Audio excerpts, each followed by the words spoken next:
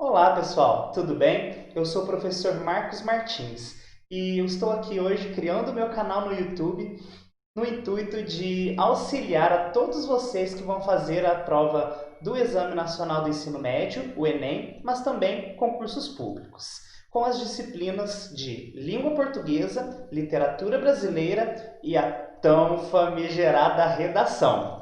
Nesse sentido, eu espero que essas aulas os ajudem muito e também que vocês compartilhem este vídeo para que ele possa chegar ao maior número de pessoas e elas possam aí usufruir desses conteúdos. Tudo bem?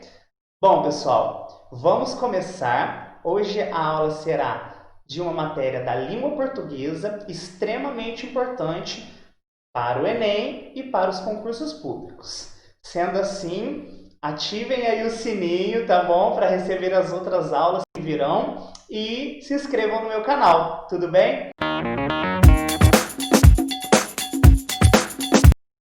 Bom, pessoal, então nesta nossa primeira aula do eixo de comunicação e linguagem da matéria de língua portuguesa, nós veremos este assunto que é extremamente importante para que vocês consigam interpretar e compreender melhor os textos com os quais vocês se depararem aí ao longo do seu dia a dia. Tudo bem?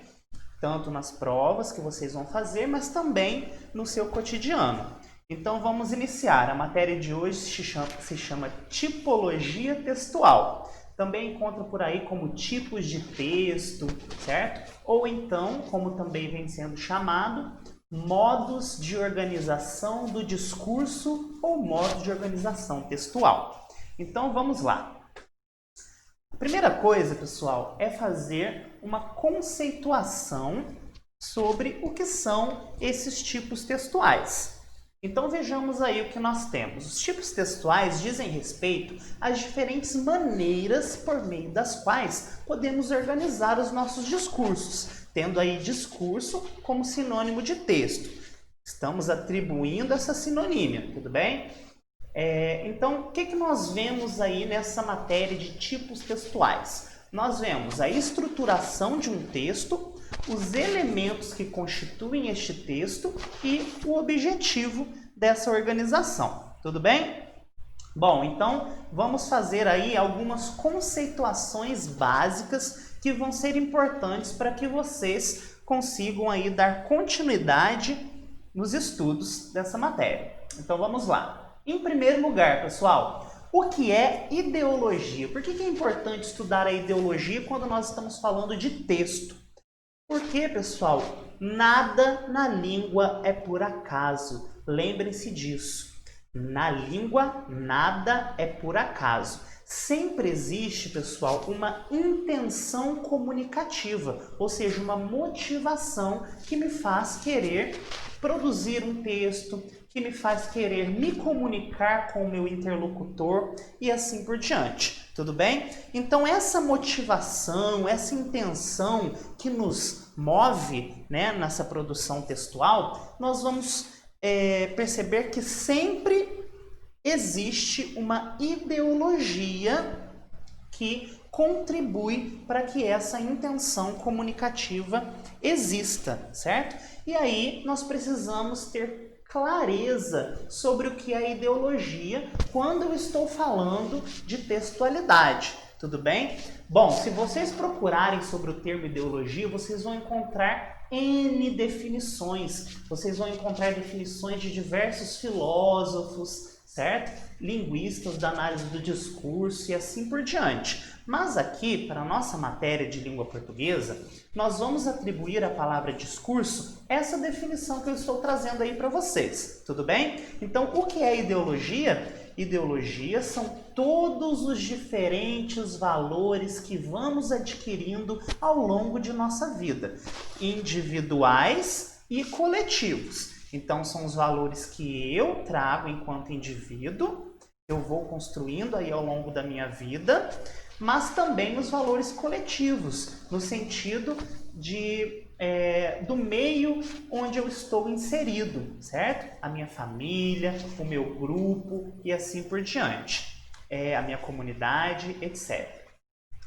Esses valores, né, são perpassados por singulares modos de enxergar as coisas, ou seja, visões de mundo, de conceber a realidade das coisas, o que explica nossas ações e comportamentos diante de diferentes situações com as quais nos deparamos no decorrer de nossa permanência em sociedade. Olha que interessante, pessoal. Então, a ideologia, ela sempre vai estar na nossa interação social. Todas as nossas ações, todas as nossas interações são perpassadas por valores e estes valores são ideológicos. Tudo bem? Então não existe neutralidade na língua. Não se esqueçam disso, ok? Bom, então vamos para um outro conceito também muito importante para nós aí na nossa aula de hoje. O que é discurso?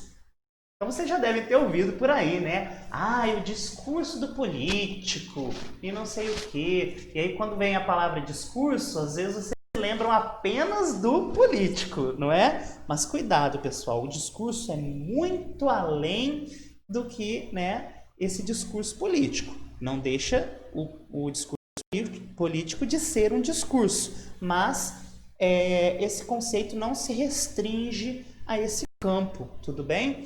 Dentro da nossa sociedade existem diferentes esferas e em todas elas, nós podemos aí produzir discursos, certo? Então vamos entender aí o que é discurso a partir dessa definição. O discurso é a materialização de valores individuais e do grupo social ao qual o sujeito pertence, ou seja, fatores ideológicos, os quais influenciarão diretamente na construção de seus enunciados. Olha só que legal, pessoal. Então a gente acabou de ver que a ideologia são esses valores individuais e de grupo social, não é verdade? Que nos constituem enquanto sujeito. E o que é o discurso? Ora, nada mais é que a materialização da ideologia, certo? Então, das nossas formações ideológicas. A partir dessas formações ideológicas, nós conseguimos ter as nossas formações discursivas e aí materializar esses nossos valores, esses nossos pensamentos. Tranquilinho? Então aí, pretende-se, segundo esse pensamento, reconhecer não apenas o que se diz, mas também o que se encontra nas entrelinhas do que foi dito. Ou seja, os implícitos. Então, pessoal, quando nós estamos produzindo aí um discurso, não necessariamente sempre nós vamos explicitar todas as coisas, sempre nós vamos deixar tudo às claras, nós vamos usar todas as palavras, não é? Mas também poderemos encontrar nos discursos aquilo que nós chamamos de implícitos. O que é algo implícito? É aquilo que não está aparecendo, não está sendo mostrado por meio de palavras, certo? Mas se encontra na intenção comunicativa, tudo bem? É o que está ali nas entrelinhas. Além disso, nós também pretendemos, reconhecer os porquês de se ter elaborado um discurso de uma dada maneira e não de outra. E, para isso, deve-se levar em consideração a imagem que fazemos de nós mesmos e de nosso interlocutor. Então, sempre existe, pessoal, uma imagem que nós vamos fazer ao produzirmos um discurso sobre nós mesmos. Quem sou eu? Eu imagino, eu me construo para produzir o meu discurso. Assim como eu também vou observar quem é o meu interlocutor. Quais será que são as ideologias dele, né? Eu vou tentar fazer uma leitura prévia do meu interlocutor para que eu possa produzir um discurso e ter uma interação com ele, certo? Então eu vou fazer uma imagem não só minha, mas também vou produzir uma imagem do meu interlocutor. E isso vai acontecer com ele também, certo? Que vai fazer a mesma coisa conosco. bem como, pessoal, do contato momentâneo que temos com ele em uma dada situação comunicativa. Ora, não necessariamente o discurso que eu vou produzir para ele em um determinado momento vai ser o mesmo discurso em um outro, certo? Eu posso, inclusive, ter uma outra imagem desse meu interlocutor em um outro momento da vida, certo? E aí eu vou produzir um discurso diferente. Bom, e aí chegamos ao nosso último conceito extremamente importante, né? Depois de saber o que é ideologia e o que é discurso, vamos entender o que é texto. O que será que é texto? As pessoas acham, pessoal, que o texto é somente quando eu escrevo alguma coisa. Isso não é verdade, tá certo? Os textos podem ser também orais. Ora, o que eu estou fazendo com vocês aqui, não é? Estou fazendo nesse momento em que eu estou falando aqui com vocês, eu estou produzindo um texto, mas de forma oral, tá certo? Assim como também podemos ter textos que são chamados de imagéticos. Meu Deus, professor, que palavrão é esse? Imagético, pessoal, significa referente à imagem, certo? Ou seja, os textos que são produzidos a partir de imagens, tudo bem? De uma linguagem não verbal. Nós vamos falar melhor sobre isso quando entrarmos na matéria de funções da linguagem e, posteriormente, em variação linguística. Mas vamos então aí entender o que é o texto, lembrando que ele não vai se materializar somente de modo escrito, mas também de modo oral e imagético. Vejamos aí, pessoal, o texto, olha que legal, é uma unidade linguística discursiva. Acabamos de falar que é discurso, então ele é uma unidade de discurso, certo? Uma unidade linguística de extensão superior ao enunciado, ou seja, as frases reais, tá bem? Então nós temos as palavras se juntam com sentidos e formam as frases. Quando eu estou em um contexto real, certo? Da realidade, do ato da língua, eu estou produzindo um enunciado, uma frase real. Então o texto ele tem uma extensão superior ao enunciado, ou seja, a essa frase real. Um texto não tem um tamanho padrão. E quando expresso de modo verbal, como eu disse para vocês, o que é o modo verbal? É tanto o texto escrito quanto o texto oralizado. Ele precisa ser construído com coesão. O que é a coesão? Nós vamos ter aula de coesão também. É a relação, a ligação entre as partes que constituem este texto. E ele também precisa ter, pessoal, o principal, que é a coerência, enquanto sendo uma unidade significativa. Então, o texto, ele precisa ser uma unidade significativa, certo? E para isso, eu preciso que o meu texto apresente coerência, tá certo? Ou seja, a relação lógica e semântica, ou seja, de sentido, entre essas partes que formam o todo, que é o texto. Então, olha aí, um texto é, portanto, uma realidade material significativa. Anotem isso aí que é muito importante, tá certo? Texto é uma realidade material significativa. Vamos entender isso? É realidade porque nós produzimos esse texto, né, na realidade, de forma real. E ele também é material porque ele materializa as nossas formações discursivas, nossas formações ideológicas. E significativa porque não existe texto se não existir sentido. Tá certo, pessoal? Por isso ele é uma realidade material significativa. E ela é perpassada por intenções específicas a cada situação de produção.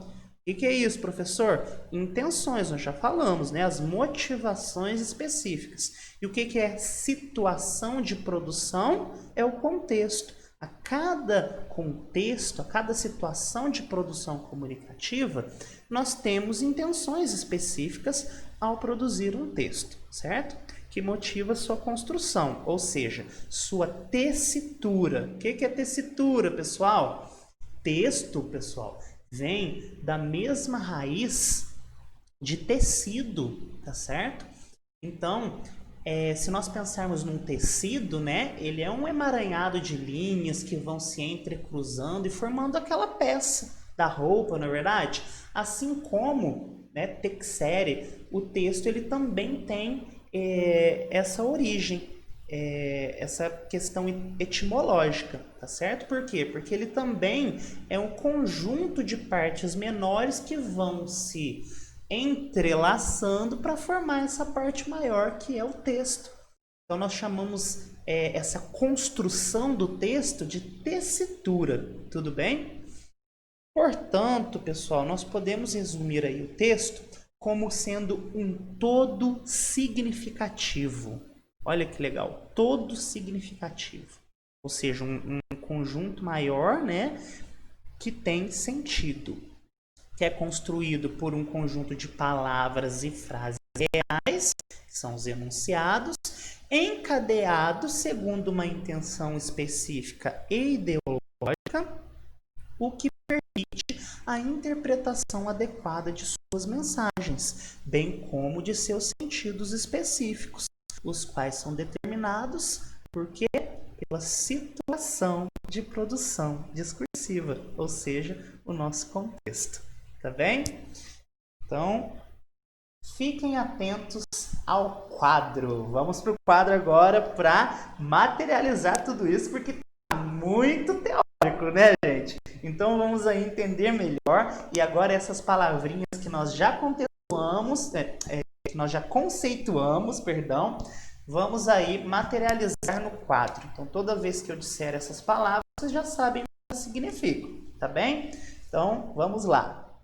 Bom, pessoal, então vamos aí materializar melhor essa matéria sobre tipologias textuais, que é muito importante para vocês que vão fazer aí o Exame Nacional do Ensino Médio, mas que também cai para quem vai fazer concurso público na parte de língua portuguesa, tudo bem? Então vamos lá, eu já montei o quadro aqui para vocês, vejam só, podem tirar um print do quadro completo.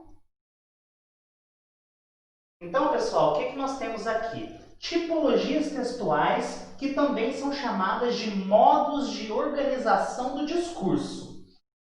Já vimos o que é texto, já vimos o que é discurso e o que são ideologias, certo? Então aqui eu fiz uma tabelinha bem marota para vocês e nós temos 3 colunas aí nessa tabelinha, certo? Na primeira coluna eu coloquei os tipos, na segunda coluna a finalidade desse texto, para que ele serve, qual é o objetivo deste texto, e aqui fizemos alguns exemplos. Tá joia? Vamos ver, pessoal. O primeiro texto que nós vamos ver hoje é o texto narrativo, também chamado de narração. Qual é a finalidade dele? Vocês poderiam me dizer, a finalidade de um texto narrativo é narrar.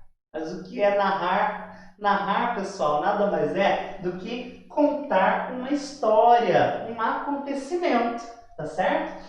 Então vejam um exemplo aqui. Ontem acordei cedo, tomei banho e depois ia sair de casa, mas me lembrei de que estamos em isolamento social. Realmente, né, pessoal? Não é para rir, né? É para chorar, mas vamos lá. O que nós podemos perceber aqui? Nós podemos perceber uma sucessão de acontecimentos no tempo, tá certo? Olhem os verbos aqui no passado. Acordei cedo, tomei banho, ia sair de casa, mas me lembrei. Vejam que uma coisa vai acontecendo depois da outra. Uma sucessão de acontecimentos no tempo, marcada aí pelos verbos, tá certo? Outra coisa que é muito importante nós sabermos do texto narrativo, pessoal, são os elementos que compõem uma narração. Nós vamos estudar melhor, de modo mais aprofundado, o texto narrativo, mas os elementos são 5.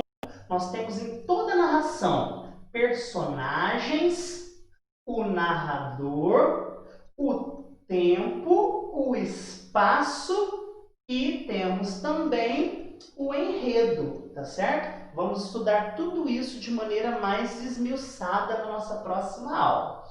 Vejamos o próximo tipo textual que nós temos aí, que pode cair no vestibular para vocês ou no concurso. é a tipologia descritiva ou descrição. O que é descrever, professor? Descrever, meu aluno, é caracterizar. Essa é a palavrinha mágica. Enquanto aqui era contar, aqui é caracterizar. E o que significa caracterizar? Seres ou coisas, objetos, paisagens. Caracterizar, pessoal, nada mais é do que qualificar, localizar ou identificar os seres e as coisas, tá certo? Então, o que quer dizer sobre as características desses seres e essas coisas, pessoal? Eu posso fazer isso de três maneiras. Eu posso qualificar os seres e as coisas. Eu estou produzindo uma caracterização que faz parte do texto descritivo. E o que é uma caracterização por qualificação? É dizer as qualidades? Não só, tá bem? É dizer sobre as características qualitativas dos seres e das coisas. Tudo bem? Nós usamos para proceder a isso o que nós chamamos de adjetivos, que é a classe de palavras onde estão todas aquelas que servem para caracterizar, dizer sobre as características dos seres e das coisas. Tudo bem? Pode ser uma qualidade, mas também pode ser um defeito, pode ser um estado. Tudo bem? Bom, outra forma de caracterizar é por meio da localização. Quando eu digo assim, por exemplo, Pedro, da rua 7 de Maio, é um grande amigo meu. É qualquer Pedro? Não, né? É o da rua 7 de Maio. Então, eu estou fazendo uma localização do Pedro de modo a caracterizá-lo. Tudo bem? E a terceira forma, o terceiro mecanismo de caracterização é o que nós chamamos de identificação. É a partir da identificação que nós podemos também reconhecer quem são aí os seres e as coisas às quais nós estamos nos referindo, tá certo? Se eu digo assim, Roberto é pedreiro. Roberto é o pedreiro daqui de casa. Ora, pedreiro caracteriza o Roberto, tá certo? Por quê? Porque é a profissão do Roberto. Tranquilo, pessoal? Eu trouxe aqui para vocês um exemplo, né? Deste livro aqui de contos do grande mestre Machado de Assis, um dos maiores escritores da literatura brasileira. Nós vamos falar sobre Machado de Assis quando nós chegarmos no realismo brasileiro, lá na matéria de literatura, tudo bem? E aí tem um conto aqui, pessoal, que se chama A Cartomante, que talvez vocês conheçam, né? E numa parte desse conto, célebre conto do Machado, nós temos o seguinte trecho, vejam só.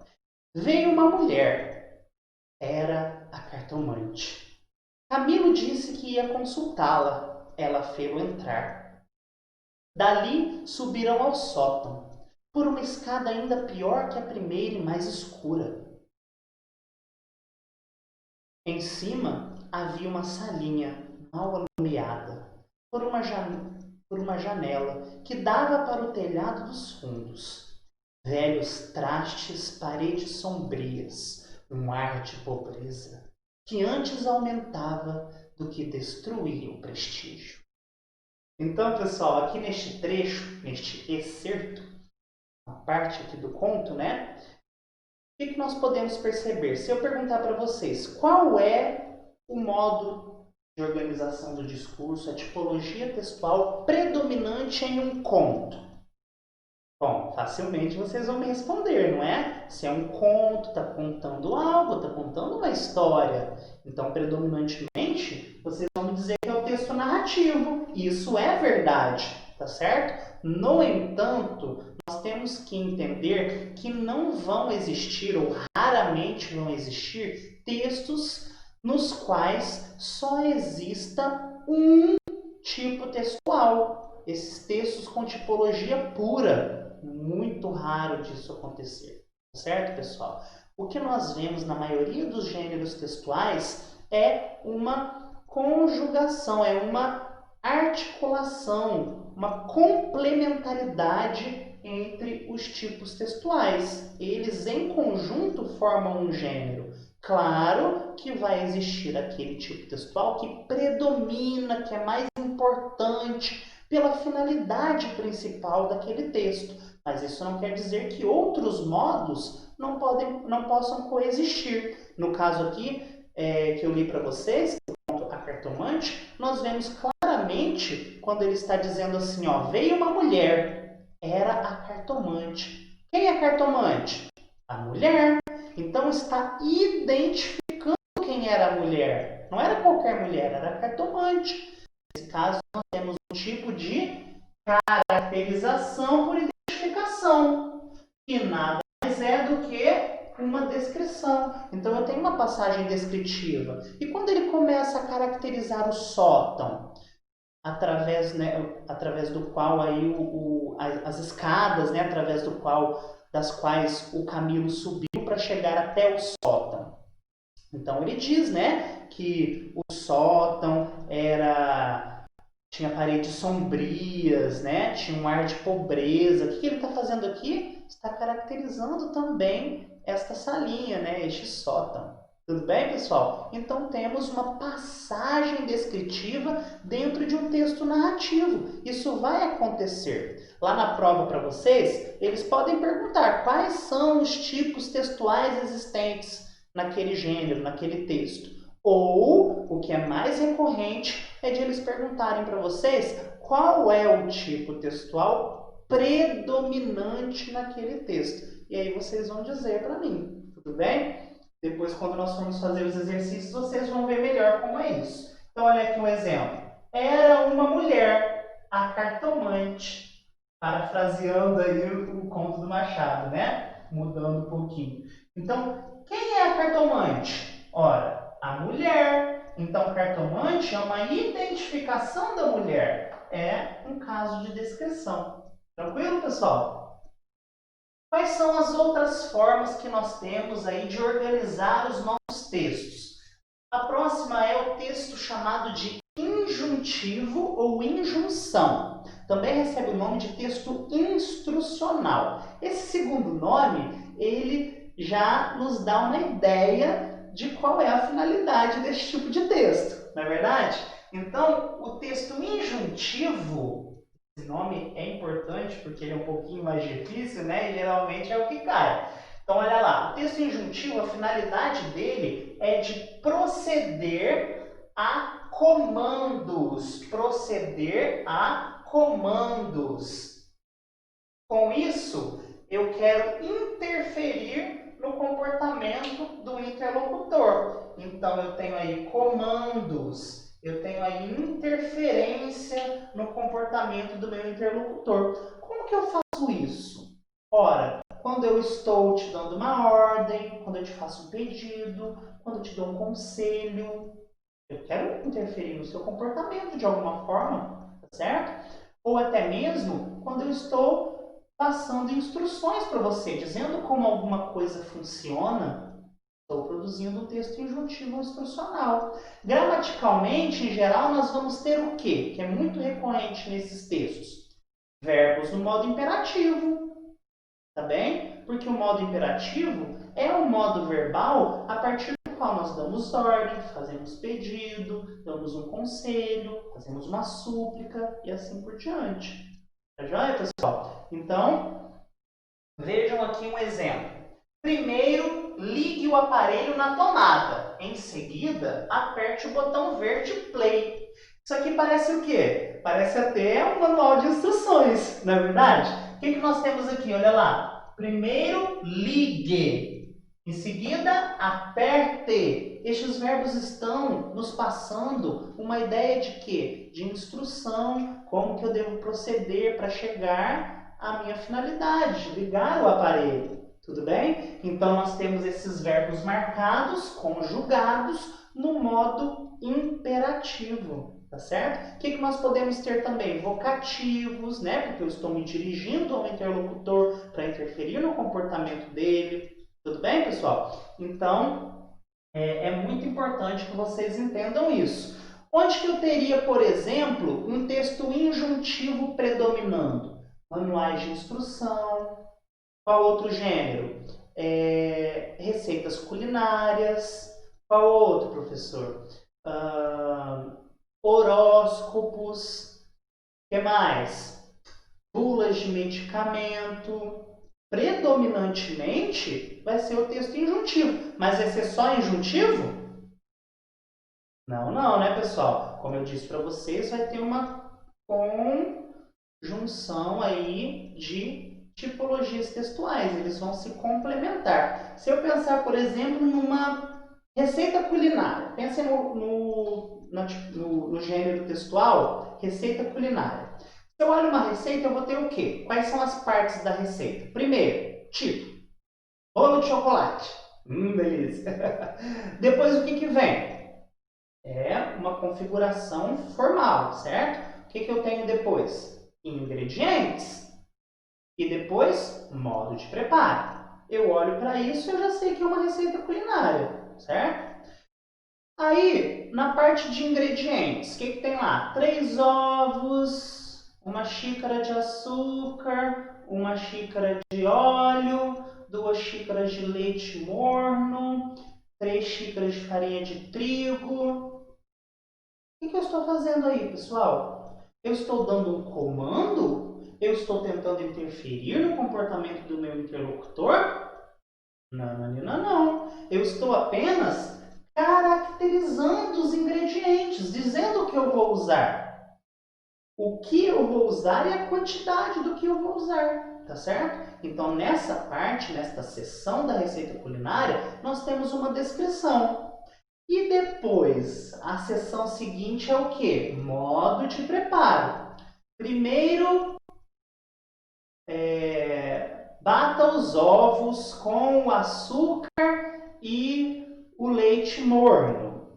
Em seguida, acrescente o óleo e bata tudo para que depois possa acrescentar a farinha de trigo. Mas acrescente a farinha de trigo aos poucos, para não empelotar. O que nós estamos fazendo aí, pessoal? Dizendo como aquilo tem que ser feito, interferindo no comportamento do interlocutor, procedendo a comandos. Consequentemente, nesta parte, a gente tem a injunção predominando. Mas e se eu olhar o texto como um todo? Qual dessas partes que é a principal, que é a finalidade principal desse meu texto? Ora, os comandos, não é? Dizer como aquilo tem que ser feito. Logo, eu vou dizer que predominantemente a receita culinária é injuntivo instrucional. Mas se eu tirar os ingredientes, eu tenho a receita? Não, né? Então quer dizer que esses tipos eles são complementares. Tudo bem? Tranquilo, pessoal? Se eu observar, por exemplo, uma bula de medicamento, vai acontecer a mesma coisa. A finalidade principal é instruir, é dizer como aquele medicamento deve ser utilizado. Mas só vai ter injunção ali? Não, vai ter informações sobre o medicamento, vai ter informações sobre as complicações, né? As reações adversas daquele medicamento, tá certo? Então, neste caso, nós temos aí outros tipos textuais em conjunto na bula de medicamento, mas predominando a injunção, tá certo? Na prova de vocês, em geral, vai pedir o texto predominante, a tipologia predominante.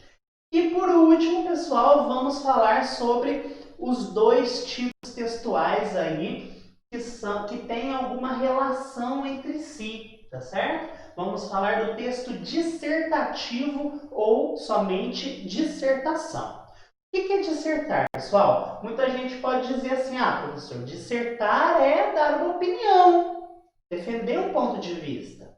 Cuidado, não é isso, tá bem? Isso é uma parte da dissertação, mas dissertação é algo maior. O que é dissertar, pessoal? Dissertar, a finalidade de produzir um texto dissertativo é abordar um assunto de modo aprofundado.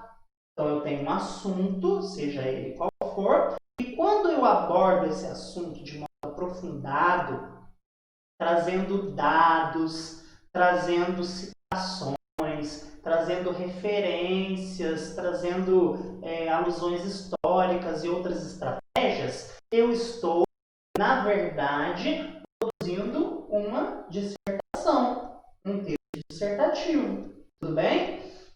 Então, não quer dizer que eu vá somente dar uma opinião sobre algo. Cuidado com isso. Por quê? Porque a dissertação, pessoal, na verdade, ela vai se dividir. Vamos ter aí dois tipos diferentes de dissertação. De um lado, nós temos a dissertação expositiva, ou somente exposição, e do outro, nós temos a dissertação argumentativa, ou somente argumentação. Tá certo? Se eu observar o que é um texto dissertativo expositivo ou exposição, eu vou entender que ele é um texto que tem a finalidade de transmitir informações, passar conhecimentos de modo objetivo, impessoal, sem que haja a interferência do indivíduo, dos seus pensamentos, da subjetividade, tá certo? Então eu vou ter um texto dissertativo expositivo. E o dissertativo argumentativo? Aí sim, e é este aí que vai preocupá-los durante um bom tempo até o Enem, não é verdade? Mas com as nossas aulas de redação vocês vão se dar muito bem. Acompanhem aí depois. Bom, o texto dissertativo argumentativo ou argumentação é aquele texto por meio do qual eu vou ter um posicionamento, um ponto de vista em relação ao assunto e para defender o meu ponto de vista, eu vou utilizar argumentos, fundamentações.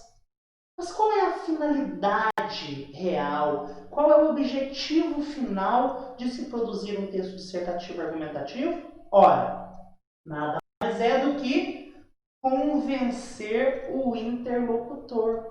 Eu quero te convencer a algo. Eu quero te convencer sobre alguma coisa.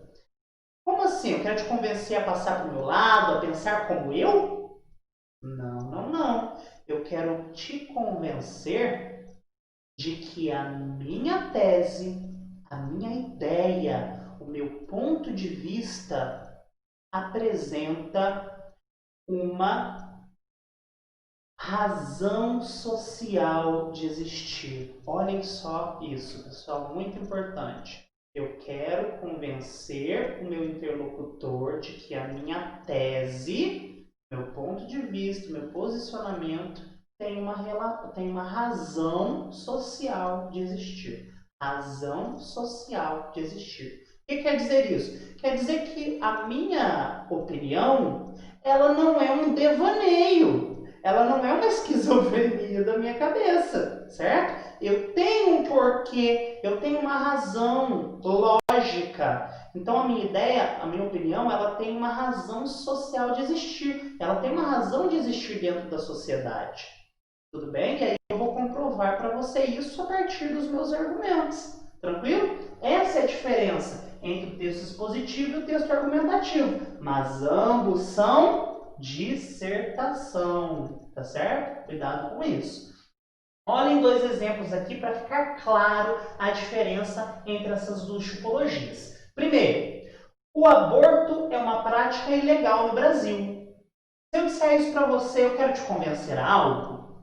Eu estou tentando te persuadir, eu estou tentando te convencer sobre alguma ideia subjetiva, alguma ideia minha? Não. Eu estou pura e simplesmente passando para você uma informação. Ora, é um fato que, em relação às nossas leis, o aborto não pode acontecer, né? O aborto é uma prática ilegal no Brasil, salvo algumas exceções. No entanto, olhem essa partezinha aqui de baixo, outro exemplo. Apesar de o aborto ser ilegal no Brasil, ele deve ser legalizado, pois é uma questão de saúde pública da mulher. E agora? É igual ao exemplo anterior?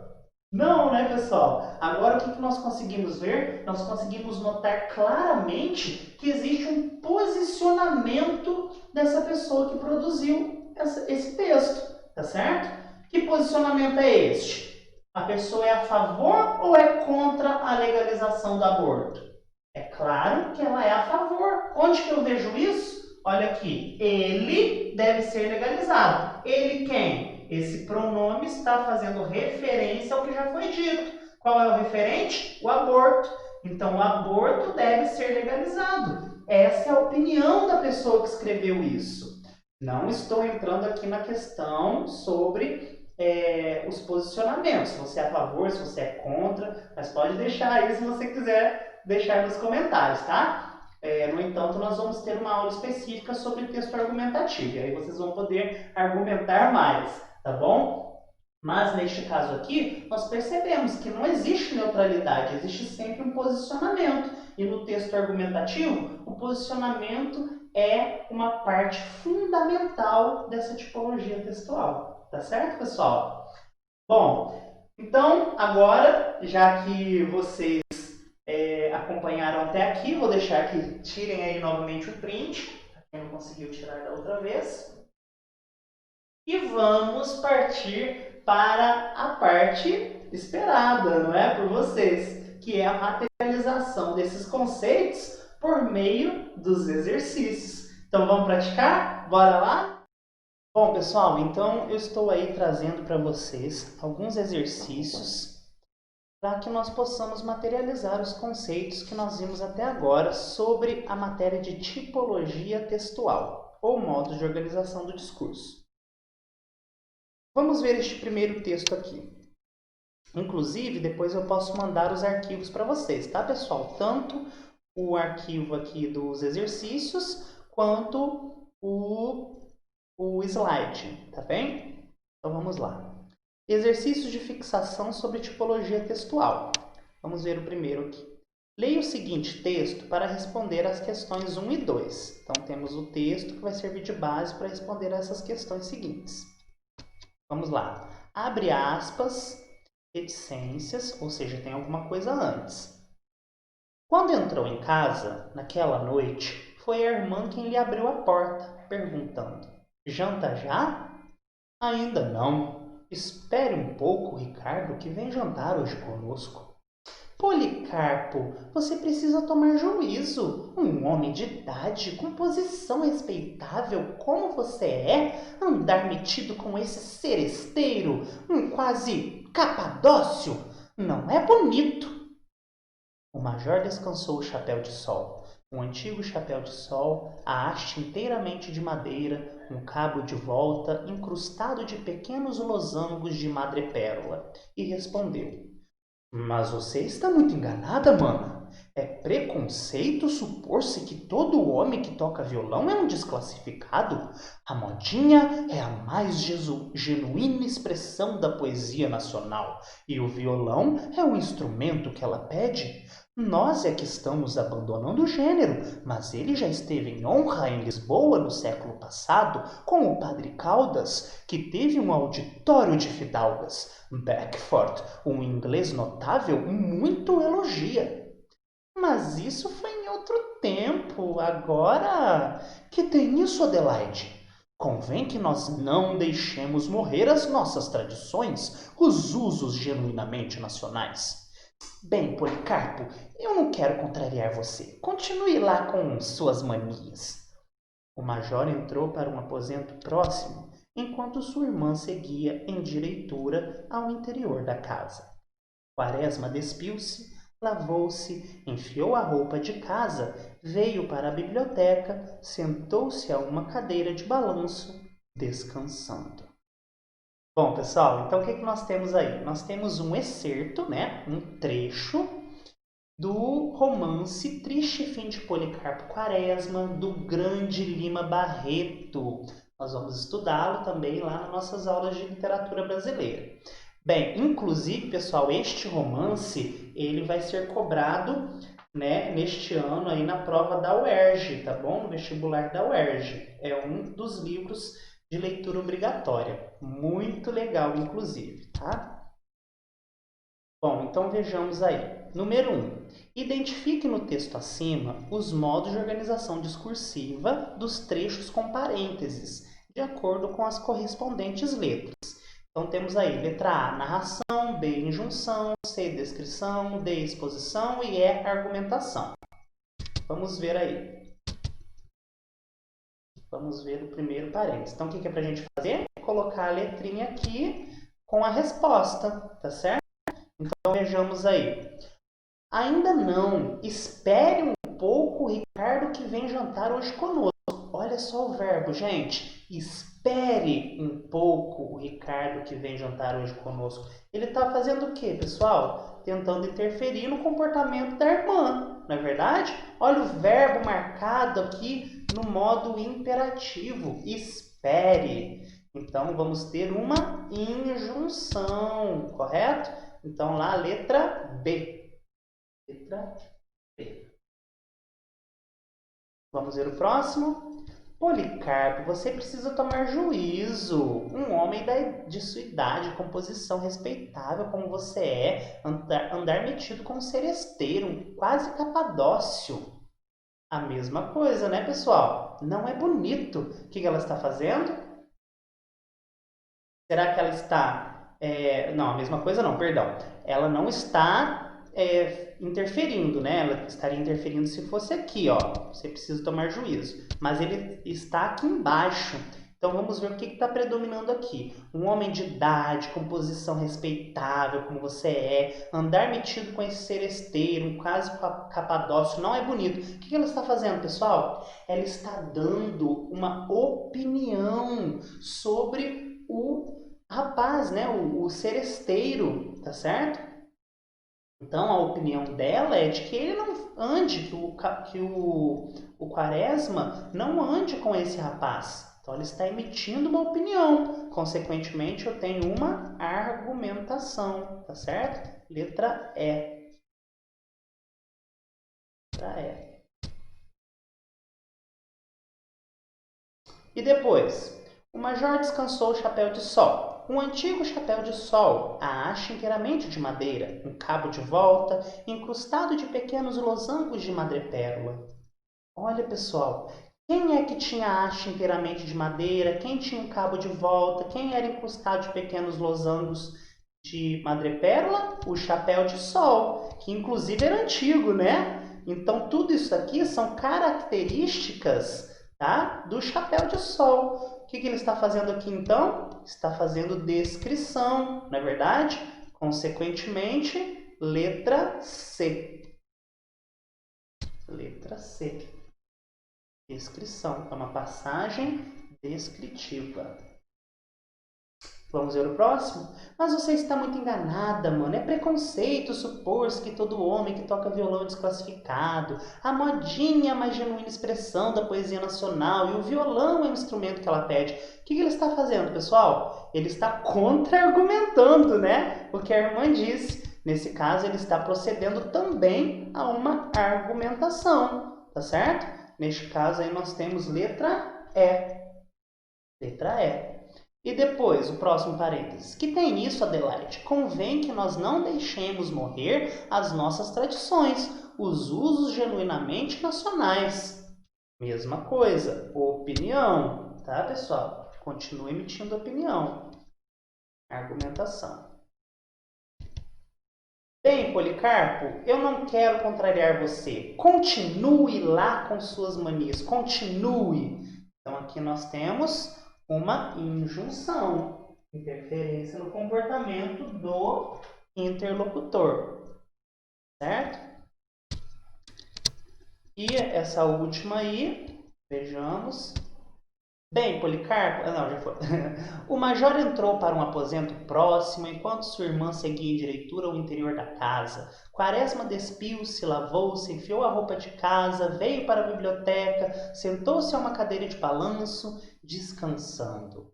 Então, neste caso, nós temos uma narração. Olha só, ele contando, né, a sucessão dos acontecimentos, das cenas. Tá certo, pessoal? Eu acho que faltou um aqui que eu repeti. Espera aí. Só um minutinho. Vamos ver se está certo. Nome de unidade, expectável. Tudo bem. Aqui está certo. Tá certo, pessoal. Não tem exposição, tá certo? É o único que não apareceu. Então aí temos B, E, C, E, D e A. Tranquilo? Alguns se repetiram e a exposição não apareceu. Qual o gênero textual no qual se classifica este texto? Vocês não estudaram isso ainda, tá? Mas o gênero textual é a classificação desse texto. Tudo bem?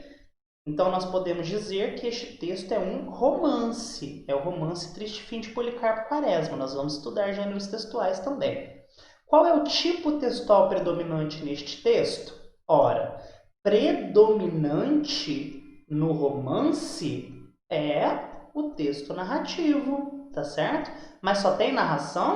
Não, né? Acabamos de fazer o exercício para que vocês percebessem isso. Então escrevam aí, justificando sua resposta. Narração, visto que predominantemente o romance tem a finalidade de contar histórias, tá certo? Bom, vamos ver este terceiro aqui, do Enem, inclusive de 2014. Leia o texto que segue. Transtorno do comer compulsivo. O transtorno do comer compulsivo vem sendo reconhecido nos últimos anos como uma síndrome caracterizada por episódios de ingestão exagerada e compulsiva de alimentos, porém, diferentemente da bulimia nervosa, essas pessoas não tentam evitar ganho de peso com os métodos compensatórios. Os episódios vêm acompanhados de uma sensação de falta de controle sobre o ato de comer, sentimentos de culpa e de vergonha. Sei bem como é que é isso. Muitas pessoas com essa síndrome são obesas, apresentando uma história de variação de peso, pois a comida é usada para lidar com problemas psicológicos. O transtorno do comer compulsivo é encontrado em cerca de 2% da população em geral, mais frequentemente acometendo mulheres entre 20 e 30 anos de idade. Pesquisas demonstram que 30% das pessoas que procuram tratamento para obesidade ou para a perda de peso são portadoras de transtorno do comer compulsivo. Então aí, né, a fonte, é sempre interessante a gente olhar a fonte quando vai responder as questões do Enem, tá? E vamos para o comando da questão. Importantíssimo, pessoal. Ver o que a questão está pedindo para a gente fazer. É o que nós chamamos de comando da questão. Considerando as ideias desenvolvidas pelo autor, conclui-se que o texto tem a finalidade de... Então, eles querem que nós identifiquemos a finalidade do texto. Bom, pessoal, se vocês tiverem estudado essa matéria de tipologia textual hoje comigo, vocês viram aí a coluna na tabelinha que eu fiz das finalidades, não é? Então, se você sabe qual é o tipo de texto predominante e qual é a finalidade de cada um deles, você sabe responder a essa questão, né? O que está fazendo aqui nesse texto? Esse texto aqui está me passando uma informação de modo objetivo sobre o transtorno do comer compulsivo, essa doença, tá certo? Neste caso, pessoal, não tem opinião de ninguém. Não está contando história, não está caracterizando a doença, ele está passando informações de modo objetivo. Então vamos ver as opções? Descrever e fornecer orientações sobre a síndrome da compulsão alimentícia. Esse texto descreve? Ele é descritivo predominantemente? Não, né? Narrar a vida das pessoas que têm o transtorno comer compulsivo? Não é narrativo. Aconselhar as pessoas obesas a perder peso com métodos simples? Claro que não. Não é um texto injuntivo instrucional. Olha a letra D. Expor de forma geral o transtorno do comer compulsivo por alimentação? Parece, né? Vamos ver o próximo. Encaminhar as pessoas para a mudança de hábitos alimentícios? O texto não fez isso, certo? O que o texto fez? Ele apenas nos passou uma informação, um conhecimento de forma objetiva, né? Generalizado, inclusive, sobre o transtorno do comer compulsivo, né? Do transtorno compulsivo por alimentação. Então, esse texto, predominantemente, é um texto expositivo, tá certo? Logo, nós temos aí a resposta, letra B. Tranquilo, pessoal? Então, marquem aí, letra B. Perfeito. E agora, finalizamos aí fazendo resumo, tá, da nossa matéria de hoje, para não esquecer. Você viu nessa aula que todo texto ou discurso, que é a unidade completa de sentido produzida a partir de uma intenção comunicativa e formada por partes menores que a integram, seja oral, escrito ou imagético, pode ter sua estrutura organizada de diferentes maneiras, dependendo da intenção do locutor, tá? Opa! Da intenção era que o locutor tem, mas tá bom, da intenção do locutor.